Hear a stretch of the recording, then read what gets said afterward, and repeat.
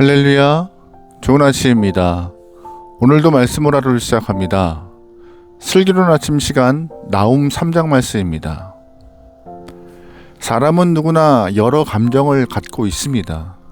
그 여러 감정 가운데 꼭 주의해서 사용해야 될 감정이 있다면 바로 분노일 것입니다.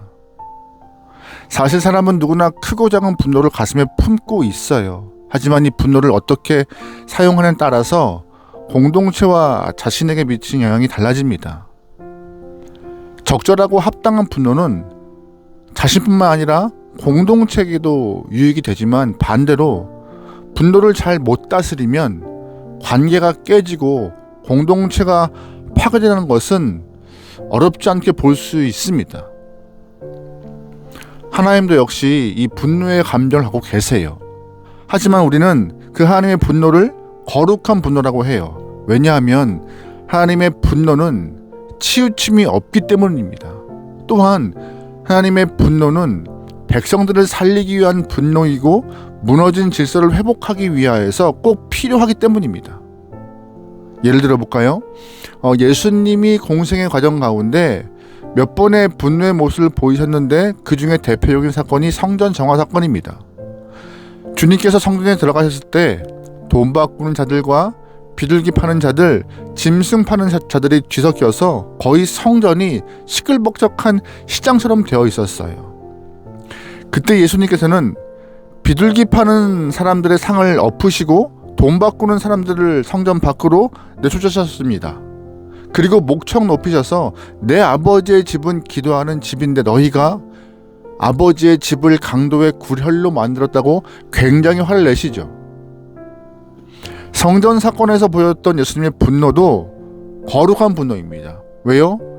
무너진 성전의 모습을 새롭게 하여서 백성들의 믿음을 회복시키기 위한 예수님의 마음이었기 때문입니다. 오늘 나훔 3장을 보면은요, 니느웨 성을 향한 하나님의 분노가 등장해요. 하나님은 왜 분노하셨을까요? 니느웨 사람들, 즉 아수르 사람들이 하나님의 말씀대로 고치지 않고 돌이키지 않았기 때문입니다. 4절 말씀이에요. 이것은 네가 창녀가 되어서 음행을 일삼고 마술을 써서 사람들을 홀린 탓이다. 음행으로 문나라를 홀리고 마술로 뭇 민족을 깨웠기 때문이다. 아멘. 사람들의 마음을 빼앗는 그 음행과 같은 모습을 행했기 때문에 하나님이 아수르, 즉 니느웨 사람들에게 진노하신 것입니다. 잘 아시겠지만 아수르, 즉 아시리아는 강력한 군사력과 엄청난 부를 자랑했던 대제국이었습니다. 메소포타미아에서 발현됐던 고대 근동 전체를 휩쓸었던 민족이었는데 주변 나라들은 아수르를 닮고 싶어 했어요. 그들도 아수르와 같이 강한 나라, 부유한 나라가 되고 싶어 했습니다. 그러다 보니 자연스럽게 아수르가 섬겼던 우상 또한 주변국들에게 흘러가서 많은 주변국들이 아수르의 우상을 같이 섬기는 모습도 보였죠.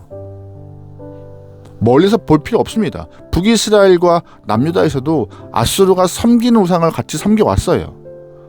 결국 아수르는 창녀와 같이 이웃나라들에게 우상을 숭배하도록 유혹하는 모습을 보였고 그 모습에 하나님이 분노하신 것입니다. 아수르의 이 모습을 보면서 우리는 어떻게 살아야 하는지, 우리가 주변 사람들에게 미치는 영향이 얼마나 큰지를 생각해야 합니다. 여러분, 돈을 사랑하는 사람들은 오로지 돈밖에 모르기 때문에 돈의 악취를 풍기고 살아갑니다. 가는 곳마다, 삶의 현장마다 돈을 자랑해요. 자식을 자랑하는 사람들은 가는 곳마다 아이들 자랑을 목 쉴 정도로 합니다. 명예를 사랑하는 사람들 때문에 주변 사람들은 한시도 귀가 쉴 틈이 없습니다.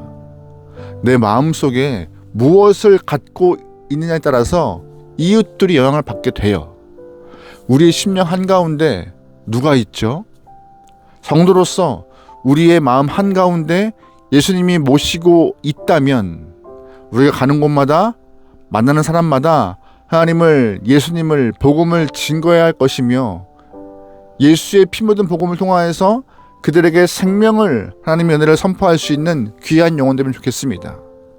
아수르가 주변국에 자신들의 우상을 전했던 것과 같이 우리 또한 우리의 삶의 모습을 통하여서 하나님의 마음을, 그리스도의 복음을 증거할 수 있고 표현할 수 있는 아름다운 영혼 되면 좋겠어요. 아멘. 여러분, 그래서 마음속에 가장 깊은 곳에 무엇이 있는가, 이게 중요한 문제입니다. 여러분, 그러기에 오늘 우리의 심령 가운데 무엇이 있는지 살펴보길 바라요. 하루를 살면서 무엇을 드러내고 있는지, 무엇을 증거하고 있는지 우리의 삶을 좀 반성하면 좋을 것 같습니다.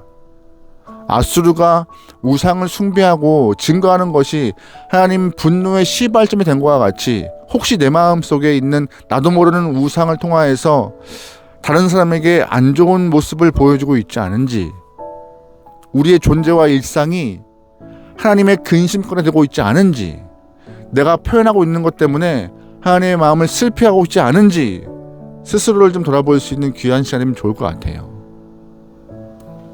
하나님은요, 이방 민족이라 해도 심판하십니다.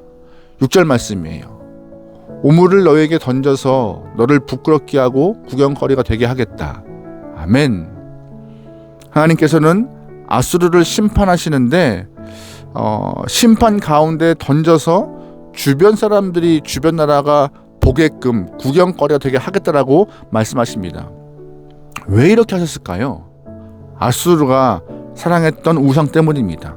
우상을 숭배하는 자의 결말이 어떤지를 직접 보라고 증거 삼으시기 위하여서 아수르를 구경거리 삼으신 것이었어요.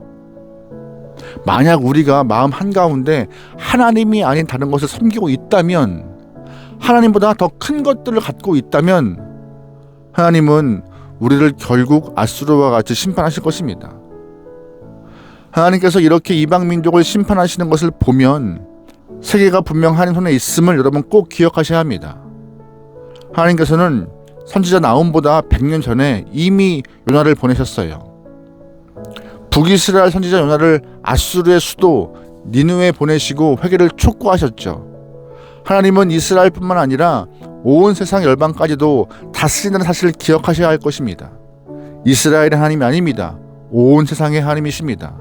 하나님께서 이스라엘을 먼저 택하신 것 뿐이지 이스라엘만의 하나님이 아니십니다. 당장 믿지 않은 영혼이라 하더라도 그들은 여전히 하나님의 백성이고, 하나님은 그들이 하나님 앞으로 돌아오기를 바라고 계십니다. 그러므로 오늘 우리가 아수르가 당한 심판을 보면서 내가 사랑하는 가족들과 친지들, 내 사랑하는 친구들에게 복음을 전할 수 있는 하나님의 나팔수가 되길 소망합니다. 그들을 위하여 간구하고 그들을 하나님 앞으로 인도하기 위하여서 최선의 경주와 노력을 하기 소망해요. 이방 민족이라 하더라도 하나님의 진노의 손길에서 자유로울 수는 없습니다. 우리는 많은 선지자를 통하여서 하나님께서 이방 민족을 어떻게 심판하시는지를 우리는 살펴보고 있어요. 여러 번 기회를 주셨지만 돌이키지 않고 자신들의 길을 갈 때 결국 그들은 심판받습니다. 우리가 지금 복음을 전파해야 될 대상이 누구인지, 그들이 어떤 사람인지 여러분 돌이켜 보시면서 복음이 필요한 영혼들에게 포기하지 않고 복음을 증거할 수 있는 하나님의 귀한 영혼 되면 좋을 것 같아요. 포기하지 마시고 그들의 이름을 불러가면서 기도하시길 소망합니다. 아멘. 사실 선지자 나훔은 남유다에서 예언을 했던 사람입니다. 그런데 하나님은 이 나훔을 통하여서 남유다 영혼들에게 하고 싶었던 말씀이 분명히 있으셨을 거예요. 그것이 무엇일까요? 아수르는 북이스라엘을 멸망시켰고 이제 남유다를 노리고 있습니다. 남유다의 유일한 고민이 아수르였어요. 아수르만 망해버리면 우리에게는 걱정거리가 없을 텐데라고 남유다 영혼들은 하나님 앞에 목청껏 기도했습니다. 그런데 아수르가 그들의 간구대로 멸망당하고 역사에서 사라졌습니다. 그렇다면 남유다는 영원히 행복했을까요? 그렇지 않아요. 남유다는 행복하지 않았습니다. 왜요? 바벨론 때문에요. 아수르의 뒤를 이어서 등장했던 바벨론은 더 강한 군사력으로 남유다를 위협했고 결국 남유다는 바벨론에 의하여서 기원전 586년에 지도에서 사라져버렸습니다. 여러분, 어떤 존재 때문에 나의 행복과 불행이 결정되는 것이 아닙니다. 저 사람만 없으면 나는 행복할 텐데, 이것만 주어지면 나는 좀 더 행복할 텐데, 돈이 좀 많으면 세상에서 부러울 것이 없을 텐데 행복할 텐데 라고 생각하는 것은 환상입니다. 원하는 것을 갖고 싫은 것이 사라진다 하더라도 여전히 내 인생에는 다른 문제 때문에 힘듦이 발생합니다. 그게 인생이에요. 오늘 우리의 삶에 누구 때문에 행복하거나 누구 때문에 불안한 것이 아니라 중요한 것은 나와 하나님과의 관계가 중요한 부분입니다. 여러분, 다윗 때에도 여러 이방 민족들이 있었어요. 모압, 암몬, 블레셋, 이들이 이스라엘을 괴롭혔죠. 위협했죠. 하지만 다윗은 행복했고 다윗 휘하에 있던 이스라엘 모든 영혼들은 태평성대를 누렸습니다. 앞지 않은 민족이 없어서가 아니라 그들이 누구와의 관계가 친밀했어요? 하나님과의 관계가 친밀하고 진실했기 때문에 그들의 삶은 평안했고 기뻤다는 것입니다. 오늘 우리는 어떻죠? 하나님과의 관계가 건강합니까? 진실합니까? 이 문제 돌아보시면서 여러분의 삶에 하나님과의 깊은 관계, 교제를 누리며 주님 안에서의 평안함과 사랑함을 체험할 수 있는 우리의 삶 되길 소망합니다. 우리의 인생은 주 없이 살 수 없습니다. 언제나 주님과 살아갈 수 있는 여러분의 하루 되기를 주님으로 축원합니다. 아멘. 기도하시겠습니다. 사랑의 하나님, 언제나 눈동자와 같이 살피시는 주의 은혜를 기억하며 말씀과 기도로 주님과 더 깊은 관계 안에 머물 수 있는 주님의 성도들에게 역사하여 주십소서. 하나님을 아버지라 부르고 있습니다. 예수를 나의 구주라 고백하고 있습니다. 입으로만 아버지라, 입으로만 구주라 고백하지 않고 깊은 관계 안에서 사랑을 누리고 은혜 가운데 평안함이 있는 우리의 삶 되게 인도하여 주십소서. 모든 걸 맡기오며 예수님의 이름으로 기도합니다. 아멘.